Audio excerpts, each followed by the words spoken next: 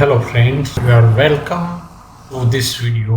Today's topic is Writing Unit 1 Standard 12. મિત્રો generally એક એવી ઇમ્પ્રેશન વિદ્યાર્થીઓમાં છે કે રાઇટિંગ ડિફિકલ્ટ પડે, રાઇટિંગ તો આપણને ના આવડે, રાઇટિંગમાં તો ભૂલો થાય અને એ ખ્યાલથી કેટલાક તો રાઇટિંગ લખતા જ નથી અને જો કેટલાક લખે છે તો પણ એમને પૂરો કોન્ફિડન્સ હોતો નથી. કેટલાક ગોખી લાવેલું ક્યાંકથી હોય અને પૂછાશે એવા પ્રયત્નો કરતો. મિત્રો એવું નથી. રાઇટિંગ બહુ સરળ છે અને આ ફંક્શનલ રાઇટિંગમાં તો તમને પોઈન્ટ્સ આપ્યા હોય એના આધારે તમે કરો, બહુ સરળતાથી તમે લખી શકો અને રાઇટિંગમાં કદાચ લખશો એટલે કંઈક તો તમે મેળવી શકવાના છો. મોરોવર આખું લાઈવ રાઇટિંગ તો તમારે જરૂર પડવાની જ છે. તમને વિવિધ પ્રકારના રાઇટિંગ પૂછવામાં આવતા હોય છે. ચાલો જોઈએ રાઇટિંગમાં શું કરવા. સામાન્ય રાઇટિંગમાં 5 સ્ટેપ્સ છે જેને આપણે અનુસરવાના છે અને વારંવાર એ સ્ટેપને અનુસરવાથી રાઇટિંગ ડેવલપ થઈ શકે. અહીંયા બતાવેલા છે. જો step number 1, collecting means collecting informations, ideas, views, opinions, thoughts in the form of keywords or points or question. આપણને જે કંઈ મુદ્દા વિશે લખવા આપ્યું એના વિશે આ બધી બાબતો આપણે વિચારવી પડે અને એના પોઈન્ટ્સ અગર એના રિલેટેડ પ્રશ્નો કે કીવર્ડ્સ કલેક્ટ કરવા પડે, યાદ કરવા પડે, નોંધ કરવી પડે, એમાં કઈ ભાષા વપરાશે, કેવી ભાષા વપરાશે એનો પણ વિચાર. ત્યારબાદ આટલું સમજી લો કે આપણે પ્રથમ વિચારીએ એ બધું સીધા લોજિકલ ક્રમમાં આવતું નથી, તો એને આપણે ગોઠવવું પડે. એટલે સેકન્ડ સ્ટેજ છે ઓર્ગેનાઇઝિંગ. ઉપરના જે પોઈન્ટ છે એને મુદ્દાસર ગોઠવ, એટલે ક્રમમાં ગોઠવવા. હવે ગોઠવ્યા બાદ એનું ડ્રાફ્ટિંગ કરવું એટલે રાઇટિંગ કરવું. Draft writing with the help of collected points. અહીં આપેલા હોય, અગર તો વિચાર્યા હોય અને નોંધ કરવી એ મુદ્દા ઉપર આપણે રાઇટિંગ કરવાનું છે. હવે રાઇટિંગ કરીએ ત્યારે પણ એક ખ્યાલ રાખો કે કોઈનું પ્રથમવાર લખેલું રાઇટિંગ કરેક્ટ જ હોય એવું નથી હોતું. કંઈક ને કંઈક ભૂલ રહી તો આપણે એનું એડિટિંગ કરવું. એડિટિંગ કરવું એટલે એડ કરવું, કંઈક રહી ગયું હોય તો ઉમેરવું ઓર ઓમિટ કરવું. બિનજરૂરી લખાણું હોય, ખોટું લખાયું હોય તો એને કાઢી નાખવું, સુધારવું. આટલી બાબતો સુધારવી. સ્પેલિંગો, ગ્રામેટિકલ પેટર્ન્સ એટલે વાક્યની રચનાઓ, ટોપિક સેન્ટેન્સ ચેક નહીં તે, appropriate use of them means appropriate use of spelling, grammatical patterns, everything relevant to the topic. દરેક વાક્ય એ ટોપિકને અનુરૂપ છે કેમ, પંક્ચ્યુએશન માર્ક અને છેવટે એક્સપેક્ટેડ લેન્થ. તો લેન્થ જેટલી માગી છે એટલી. 100 શબ્દો કહે તો 100 લખો, 150 કહે તો 150 લખો. કદાચ 5-10 ±10 ચાલી શકે, પણ એથી બહુ વધુ અગર બહુ ઓછું લખો તો એ ખામી. તેમ કર્યા પછીથી આપણે જે કંઈ ભૂલો વગેરે થઈ હોય તેને રીરાઇટ કરવાનું છે. એટલે કે એને વ્યવસ્થિત સારા અક્ષરે લખો. આ 5 સ્ટેપમાં કેટલાક સ્ટેપ આપેલા હોય તો તે કરવાના રહે નહીં, બાકીના કરવા પડે. ચલો આપણે આ યુનિટમાં જોઈએ કે કયા રાઇટિંગ કરવાના છે અને શું કરવું. યુનિટ 1માં એટલે આ યુનિટમાં તમારે 4 ટાઈપ્સ ઓફ રાઇટિંગ કરવાના છે. એક પેરેગ્રાફ રાઇટિંગ કરવાનું છે, બીજું સ્પીચ રાઇટિંગ કરવાનું છે, ઈમેલ રાઇટિંગ અને પિક્ચર્સ રાઇટિંગ. આ 4 પ્રકારના રાઇટિંગ તમને. હવે પ્રથમ રાઇટિંગમાં કંટ્રોલ કરેલું શું એટલે શું આપેલું છે તો મેઇન પોઈન્ટ્સ. ટાસ્ક તમારે શું કરવાનું તો મેઇન પોઈન્ટ્સના સબ પોઈન્ટ્સ રિકોલ કરવા, એના ઉપરથી ડ્રાફ્ટિંગ કરવું એટલે રાઇટિંગ કરવું, એનું પછી એડિટિંગ કરવું અને રીરાઇટિંગ. સેકન્ડમાં સ્પીચ રાઇટિંગ કરવાનું છે. તો આટલી માહિતી આપી છે. સ્પીકર એટલે કોણ બોલવાનું છે તે આપ્યું છે, એની સ્પીચ, આ ટાઈપ કયું રાઇટિંગનું તો સ્પીચ રાઇટિંગ છે. Topic love is more powerful than hatred and grudge અને સાયલન્ટ. એમાં પોઈન્ટ્સ આપ્યા નથી તો તમારે કલેક્ટ કરવા પડશે, એટલે પોઈન્ટ્સ વિચાર. એનું ઓર્ડરિંગ એટલે કે ક્રમમાં ગોઠવવા પડશે. ડ્રાફ્ટિંગ એટલે મુદ્દા ઉપરથી સ્પીચ લખવી પડશે અને એડિટ કરી અને રીરાઇટ પણ કરવાની રહેશે. ઈમેલ એટેચમેન્ટ ટોપ. અહીંયા એટેચમેન્ટ માટે છે. ફાઇલ એટેચમેન્ટ કઈ રીતે કરવું એના સ્ટેપ્સ લખવાના, એટલે પ્રોસેસ રાઇટિંગ છે. તો અહીંયા 3 સ્ટેપ આપેલા છે, બાકીના 7 તમારે વિચારીને લખવાના છે. એટલે કે રિકોલિંગ કરવું પડશે, રાઇટિંગ પણ કરવાનું છે, પણ પોઈન્ટ્સ લખવાના, સ્ટેપ જ લખવાના છે, એડિટિંગ અને પછી રીરાઇટ. અને 4th છે ડિસ્ક્રિપ્શન ઓફ પિક્ચર. પિક્ચર આપેલું છે એટલે પિક્ચરમાંથી જે બધી બાબતો છે એના માટેના વર્ડ્સ વગેરે તમારે વિચારવાના રહે. એટલે પહેલું તો બરાબર observation, just you observe the sea, then recall the words, એના વિશેના શબ્દો યાદ કરો, ફ્રેઝીસ યાદ કરો, પછી રાઇટિંગ કરો, ધેન એડિટિંગ એન્ડ ધેન રીરાઇટિંગ. આ રીતે 4 લખવાના છે. આપણે એકને ડિટેલથી જોઈએ. Writing 1. There might be many things you do not like about yourself and many complaints about yourself. But have you ever tried to know the positive aspects about yourself? Write a paragraph about positive aspect of your personality. આ લક્ષણ બરાબર સમજી લેજો. તમારે positive aspects of your personality લખવાનું છે. તો આપણે ટાઇટલ લખી છે કે માય પર્સનાલિટી અથવા positive aspects of my personality. My personality અને પછી ડેશ આપીને પોઝિટિવ આસ્પેક્ટ એમ પણ લખ્યું. હવે મિત્રો પહેલો આપણો સ્ટેપ છે રિકોલિંગ. તો જે રિકોલિંગ કરીને પોઈન્ટ્સ નોંધવાના છે બધા આપી. જો કોઈ વિદ્યાર્થી અગર લર્નર્સ અહીં આપેલા પોઈન્ટ્સનો એક બે વાક્યો બનાવી દે તો પણ આખું લખાણ થાય. અહીંયા પહેલો જ પોઈન્ટ છે કોઓપરેટિવ, બીજો છે હેલ્પિંગ નેચર, ત્રીજો performance in education, confident, leadership, self dependent, courageous, positive attitude, sharp observation, performance in sports, extra curricular activities, honest and. આ બધા ઉપરથી તમે એવું વિચારી શકો કે આ વ્યક્તિના છે. તો પહેલું ટોપિક સેન્ટેન્સ વિચારો, મુખ્ય વાક્ય પહેલું, કે એક જ વાક્ય વાંચીને વ્યક્તિનો બધો ખ્યાલ આવી જાય કે આમાં શું. તો you can write that every person positive and negative. Good persons always focus positive.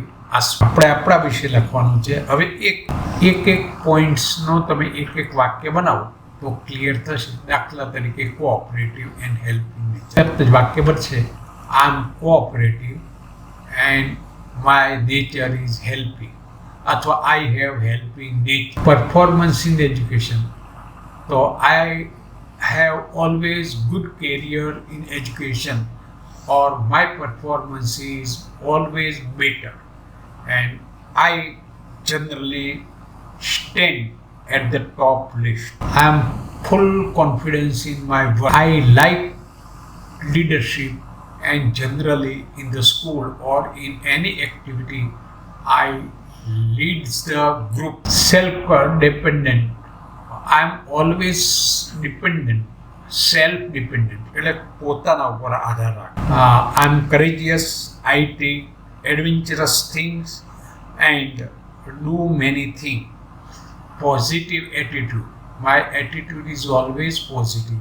I always think positive. I like to have sharp observations of anything. And performance in sports means I like sports. I particularly like cricket, and in cricket, in my school team also I just perform well. Extracurricular activity, in that you can write that I take or I always participate in extracurricular. And most important, my positive aspect is honest. I am always honest, and I am skillful, or I do anything with skill. અને પછી આ બધા ઉપરથી તારણ કાઢો તો people respect me and honor me because of my honesty and positive. આ રીતે તમે વાક્યો બનાવી શકો છો. તમે એકને જેવું વાક્ય આવડે એવું બનાવો. ચિંતા કરશો અને ભૂલ થાય તો એની ચિંતા કરો. આ જે પ્રથમ છે તો તમે એનો આ આપ્યો છે જવાબ એ વાંચો. મેં અહીંયાથી જ બધા એક મુદ્દા લઈને એક વાક્ય બનાવેલું છે. પહેલું બધા ઉપર તારણ કાઢી every person bears positive and negative attitude. આ જનરલ વાક્ય થયું. એટલે આની અંદર બધા પોઝિટિવની વાત આવશે. સેન્ટેન્સ છે that is just topic sentence અને ટોપિક સેન્ટેન્સ ઇઝ એવરીથિંગ. અહીંયા પ્રથમ સેન્ટેન્સ ટોપિક સેન્ટેન્સ અથવા ઓપનિંગ સેન્ટેન્સ છે. પછી દરેક મુદ્દાથી ટોપિક આપણો જે મેઇન છે એના વિશે વાક્યો લખ્યા છે અને છેલ્લું વાક્ય છે એ ક્લોઝિંગ સેન્ટેન્સ છે. પેરેગ્રાફમાં હંમેશા એક જ પેરેગ્રાફ હોય. ઘણા મિત્રો એ જુદા જુદા ફકરા પાડે છે, પેરેગ્રાફ પાડે છે. એ એસેમાં ફકરા હોઈ શકે. અહીંયા તો એક જ પેરેગ્રાફ. ઘણા બીજા પુસ્તકો, ગાઈડો વગેરેમાં પણ આવું લખ્યું હોય છે અને લિમિટ જાળવી નથી. તો એ ખાસ તમને સૂચવું કે હંમેશા એક જ પેરેગ્રાફમાં લખો. ઓપનિંગ સેન્ટેન્સ લખો, ક્લોઝિંગ સેન્ટેન્સ લખો અને વચ્ચેના બધા જે સપોર્ટિંગ સેન્ટેન્સીસ કહેવાય આ તમે વાંચશો તો તમને એ અહીં કમ્પેર કરો, મેળવો તો તમને બધું સમજાઈ જશે. કોઈ એવા અઘરા શબ્દો પણ નથી કે ન સમજો. અહીંયા રાઇટિંગ 2 છે, સ્પીચનું છે. મેં તમને વાત કરી હતી પહેલાં. આ બધી માહિતી તો આપેલી એટલે ફરીથી અહીંયા રિપીટ નથી કરતો. અહીંયા એક બાબત છે કે આનું ફોર્મેટ ખાસ 3 સેક્શન. આમાં પણ સ્પીચ લખો તેમાં 3 ભાગ છે. ઓપનિંગ છે, પછી સ્પીચનો બોડી પાર્ટ છે અને ક્લોઝિંગ છે. હવે ટાઇટલ મુજબ લખાય પણ અહીં પેરેગ્રાફ લખવાનો એવી વાત નથી. એટલે તમે જુદા જુદા ભાગમાં લખી શકો. દરેક બાબતમાં એક પેરેગ્રાફ લખો. તો સૌથી પહેલાં ઓપનિંગ. ઓપનિંગમાં તમે ગ્રીટ કરો મહેમાનો, અગર તો મેઇન માણસો છે ને જે ઓડિયન્સ છે એને ગ્રીટ કરો. એન્ડ ટેલ ધ ટોપિક અને તમારો ટોપિક. પછી ટોપિક મુજબ દાખલા તરીકે love is more powerful than hatred and grudge. તો આ એક ટાઇટલમાં 3 બાબતો આપી છે. તો લવ છે તો લવને એક્સપ્લેન. પછી પાવરફુલ લવ છે એનું એક ઉદાહરણ કે જેમાં લવ અને એના સારા રિઝલ્ટ્સ મળે. અને હેટ્રેડ ને ગ્રજનું બીજું ઉદાહરણ આપો કે જેમાં પરિણામ ખરાબ મળે. આ રીતે છેવટે બધાને એક સલાહ આપી શકો, અગર તમારો ઓપિનિયન વ્યક્ત કરી શકો. એટલે ક્લોઝિંગ પણ કરી શકે. આમાં સામાન્ય રીતે આઈ સ્પીચમાં બોલનાર વ્યક્તિ પોતાના માટે એટલે આઈ વાપરશે. પ્રેઝન્ટ ટાઈમ હોય અને કેટલીક બાબતો કમ્પેર કરવાની થાય, કોન્ટ્રાસ્ટ કરવાની પણ. એટલે આમાં તમે એક પછી એક મુદ્દાવાર લખશો તો ખ્યાલ આવશે. તમારા માટે અહીં એક સેમ્પલ આપ્યું છે. આના આધારે તો તે વાંચી અને સમજી. મિત્રો જુઓ, આ first greeting. Hello everybody, respected principals, dear teachers and all of you. Today I would like to express my views on topic love is more powerful than hatred and grudge. પોતાના વ્યૂઝ છે. જો આઈ વાપર્યું, greeting કર્યું. ત્યારબાદ લવ શું છે એનું explanation આ પેરેગ્રાફ. આમ પહેલું જ વાક્ય, true love is overflow of powerful feelings of strong affection. જે કોઈના તરફ ખૂબ આપણને મમત્વ હોય તો એના પ્રત્યેની જે લાગણીઓ છે, વધુ લાગણીઓ છે એ અને સાચી લાગણીઓ છે, ધેટ ઇઝ લવ. એટલે આ ખુલાસો કર્યો છે. પછી લવ હેઝ ડિફરન્ટ ફોર્મ્સ. એના ફોર્મ જુદા જુદા છે એ બાબત બતાવી. દાખલા તરીકે for example, love four mother, love four family members, love four favorite persons, love for country, love for God વગેરે. તો આ રીતે તમે એ લખી શકો છો. પછી let us see one example. એમ કરીને એક યંગ પર્સન કે જેના પિતા ડ્રંકાર્ડ હતા અને છોકરાને એના તરફ ગ્રજ હતો.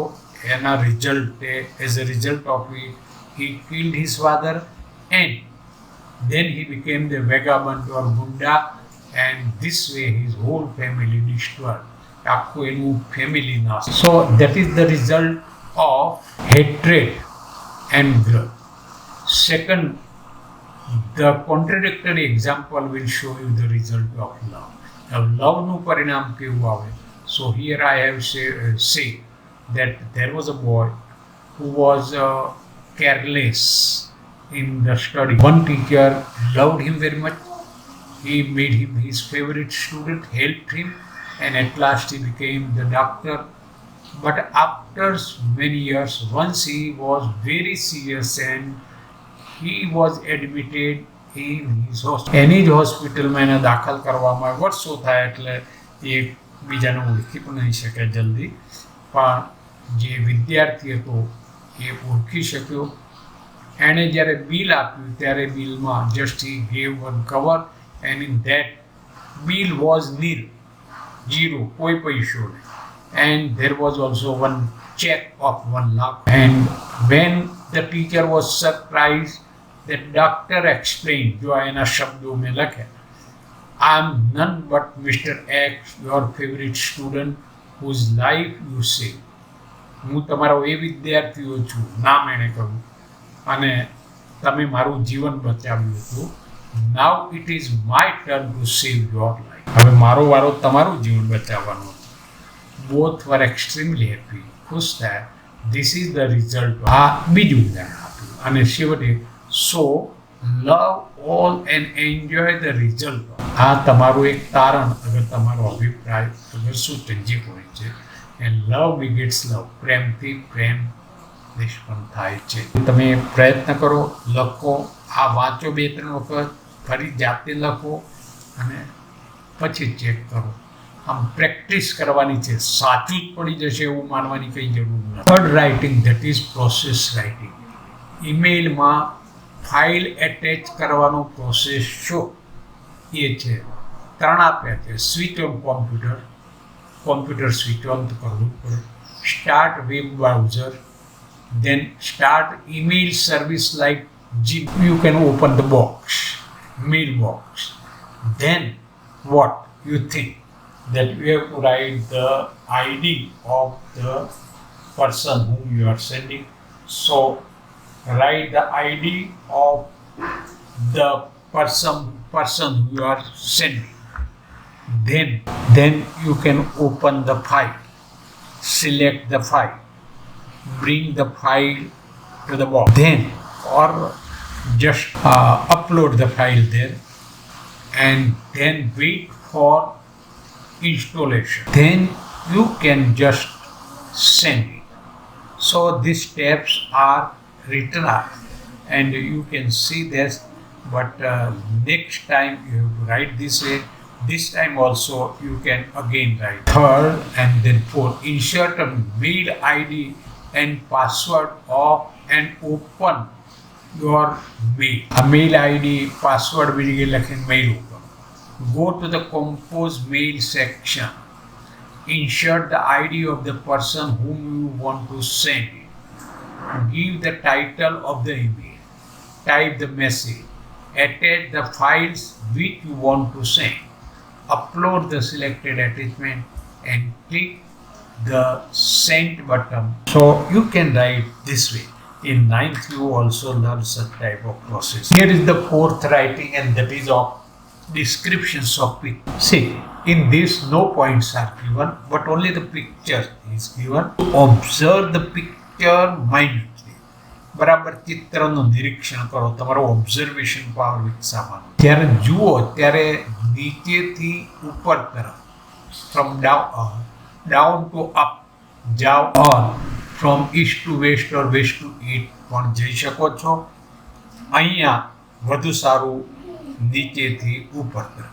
અહીંયા જોશો the horizon, sky, earth and this line is horizon, sun, bird, clouds, vapor, all the things are there. On that you can think, see, image of sunrise, whole image that is of sun. Hamesha as a whole, what is that picture? Hamesha. Then the sun looks coming up from the horizon. See, sun is coming up. The horizon looks golden. Here it looks golden. અહીં જો કે black and white પિક્ચરમાં બરાબર golden દેખાયું. The sun rays spreading in the sky on the earth. Sky looks brighter. Then vaporizing. Here vaporizing એટલે આ ઝાંખું દેખાય. Birds is flying. Clouds floating. These clouds are floating and going up. Great brightness on the earth and in the sky. See, there is brightness. આ આખું આકાશ પ્રકાશિત, પૃથ્વી પણ પ્રકાશિત થાય છે. So we remember અથવા I remember, and the breaking day sends the first ray. મિત્રો આ રીતે હવે આ મુદ્દા ઉપરથી એક વાક્ય લખો, તમારું ડિસ્ક્રિપ્શન થઈ જશે.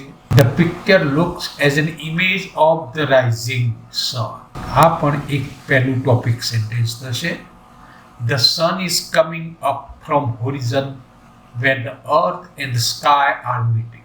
The horizon look, the sun rays are spreading and making the sky bright. It seems that vapor is rising, birds are flying, and clouds are floating in the sky. There is great brightness on the earth and in the sky. I would like to go to the place where I can see the real beauty of this picture reminds me, and the breaking day sends the first ray. આ એક સારું કાવ્ય છે મિત્રો. ક્યાંક કોઈને એવું લાગે કે આપણે 12મા ધોરણમાં અને આટલું બધું સરળ લખાણ તો હંમેશા સરળ ભાષામાં જ લખવું કે જેથી બહુ ભાષા ઊંચી લખવાનો કોઈ બહુ અર્થ સારો રહેતો નથી. હા, શક્ય હોય જેને બહુ સારું કંટ્રોલ હોય લખે, બાકી આ રીતે લખે તો પણ આમાં બહુ ઝાઝો ફેર પડતો નથી. તમે આ રીતે લખો તો ઇવન માર્કિંગ કરવું હોય તો પહેલા વાક્યના પણ મળે, આ ક્લોઝિંગના પણ મળે, આ બધું ડિસ્ક્રિપ્શન કર્યું છે એ પણ મળી શકે. મિત્રો, you have understood that writing is not difficult, easy. ક્લાસમાં આવી રીતે વિદ્યાર્થીઓ ફટાફટ આંગળી ઊંચી કરીને એક વાક્ય બોલી જાય. That is participation. Practice. Writing કરો તો રાઇટિંગ આવડે, સ્પીકિંગ કરો તો સ્પીકિંગ આવડે, રીડિંગ કરો તો reading. That means activity is required.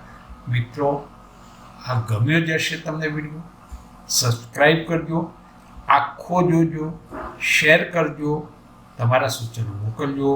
શિક્ષક મિત્રોને પણ મારી એક ખાસ ભલામણ છે કે વિદ્યાર્થીઓ આ રીતે જાતે રાઇટિંગ કરતા થાય એવો પ્રયત્ન કરશો અને એથી વધુ સારું પ્રેક્ટિસ થશે. Okay, thank you, good bye.